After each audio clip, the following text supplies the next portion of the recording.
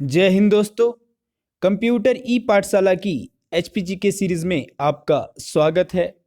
तो दोस्तों, पिछली क्लास में हमने ग्लेशियर्स के बारे में पढ़ा था और आज की क्लास में हम एशियंट ट्राइब के बारे में पढ़ेंगे, हिमाचल की।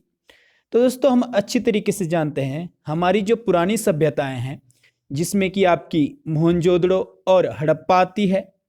तो हिमाचल में भी इसके समानांतर एक सभ्यता पनप रही थी, जिसकी खोज सबसे पहले ओलाफ प्रूफर ने की थी। इन्होंने सबसे पहले क्या खोजा? क्वार्ट्जाइट से बने हुए कुछ कलाकृतियां खोजी, यानी हथियार खोजे, जैसा कि आप यहाँ पर देख भी सकते हैं। तो एग्जाम में पूछा जाता है कि क्वार्ट्जाइट से बने हुए हथियार सबसे पहले किसने खोजे? तो ओलाफ प्रूफर ने खोजे। और ये कहाँ पर मिले थे? हिमाचल में। तो ये सिरसा नदी के किनारे, नालागढ़ के साथ साथ ये देहरा में भी मिले थे, ब्यास नदी के किनारे। और ब्यास नदी के किनारे इनको किसने खोजा था? तो बीबी लाल ने इनको खोजा था। और ये कहाँ पर मिले थे? कौन सी हिल में मिले थे? तो शिवालिक हिल में मिले थे। और इसके साथ हम पढ़ते हैं कि सबसे पहली ट्राइब कौन थी हमारी। तो सबसे पहली ट्राइब जो मानी जाती है वो होती है हमारी दासास। इनको हम पाणिनीज के नाम से भी जानते हैं। और इनके जो पावरफुल किंग थे वो थे चामुरी और धुनी। और इसके बाद जो दूसरी ट्राइब आती है हिमाचल में, वो आती है आपकी किन्नर। और किन्नर का मतलब क्या होता है? आधे घोड़े वाले और आधे आदमी। तो एग्जाम में पूछा जाता है आपसे कि किन्नर का मतलब क्या है? तो आधे घोड़े वाले और आधे आदमी, जैसा कि आप देख भी सकते हैं, यहाँ पर हमने इमेज लगाई। ऐसा माना जाता है कि राजा वीरभद्र वो 131वें राजा थे इस किन्नर डायनेस्टी के। तो दोस्तों, यहाँ पर हमने क्या क्या याद रखना है कि सबसे पहले क्वार्ट्जाइट के हथियार किसको मिले थे, किसकी खोज किसने की थी? ओलाफ प्रूफर ने इसकी खोज की थी। ये कहाँ पर मिले थे? तो सबसे पहले नालागढ़ में मिले थे और इसके साथ देहरा में मिले थे। और सबसे पहले हमारे पास ट्राइब कौन है? दासास है। उसके बाद किन्नर है। और किन्नर का क्या मतलब है? आधे घोड़े वाले और आधे आदमी। आइए आगे बढ़ते हैं। इसके बाद हमारे पास ट्राइब आती है कीरत, या इनको मावानास भी कहा जाता है। इनके कीरत के जो सबसे शक्तिशाली राजा थे वो थे सांबर। और आर्य के सबसे शक्तिशाली राजा, जो कि आप अच्छे तरीके से जानते हैं, दिवदास थे। इनके बारे में बहुत सी प्रथाएं प्रचलित है, जो कि आपके ऋग्वेद में है और पुराणों में है। तो इसमें जो आपके सांबर है, इनको माना जाता है कि ये असुरों के देवता थे।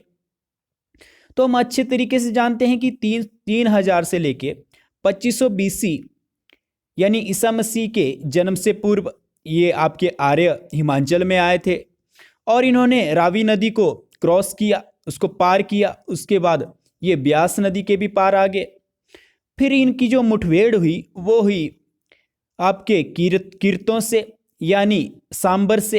इनके साथ इनका युद्ध चला, 40 सालों तक चलता रहा।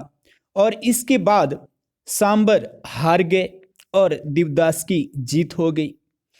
तो दोस्तों, हम अच्छे तरीके से जानते हैं अकेला शासक कुछ नहीं कर सकता, उसके पीछे कोई मार्गदर्शक जरूर होता है। तो देवदासों का जो एडवाइजर था वो था ऋषि भारद्वाज, जिसके मार्गदर्शन के द्वारा ही आपके सांबर की हार हुई थी। तो सांबर की मृत्यु कहाँ पर हुई थी?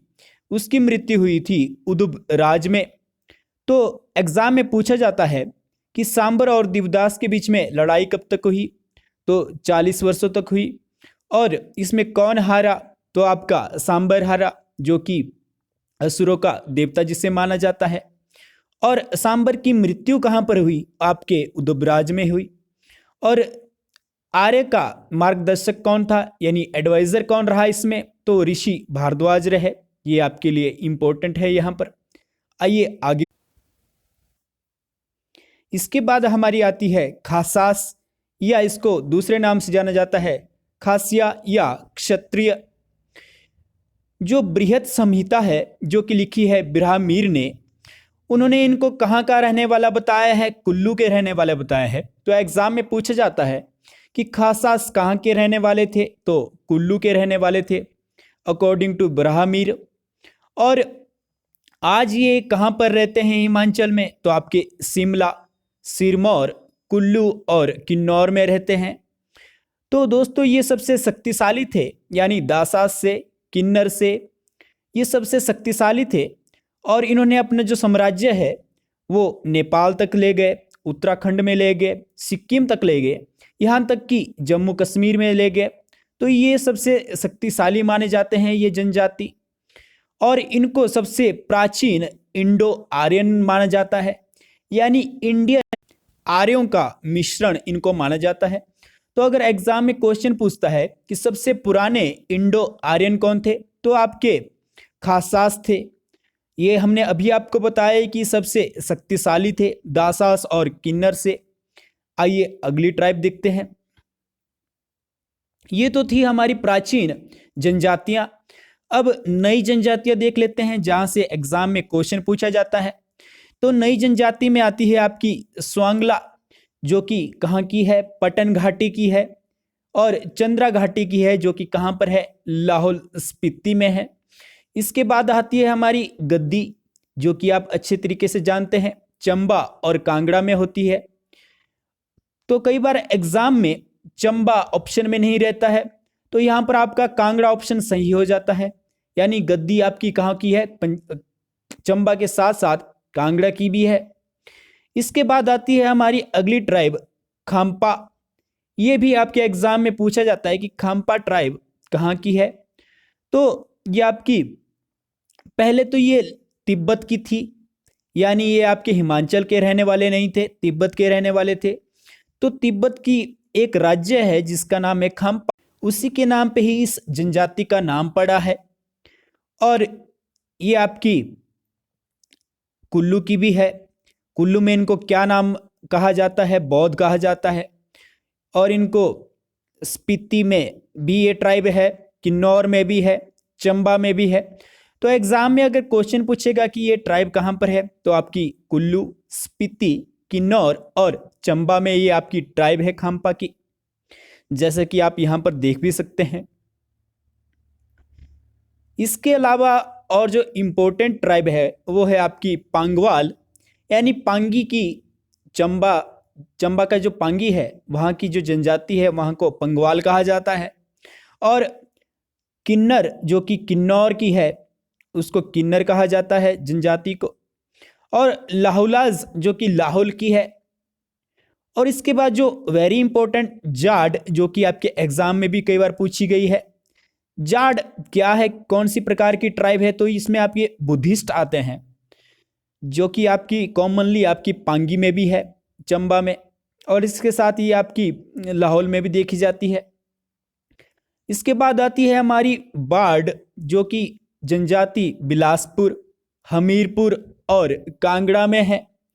इसके बाद आती है हमारी भाट, जो कि कहाँ पर है, सिरमौर में है।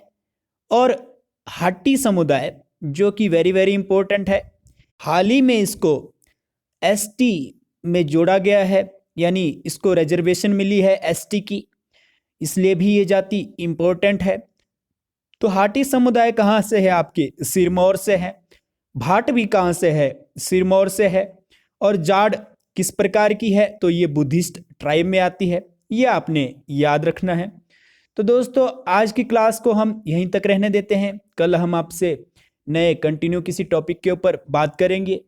तो दोस्तों वीडियो अगर कैसी लग रही है, आपको इन्फॉर्मेटिव लग रही है, तो वीडियो को लाइक जरूर कीजिए और अपने दोस्तों के साथ इसको शेयर कीजिए।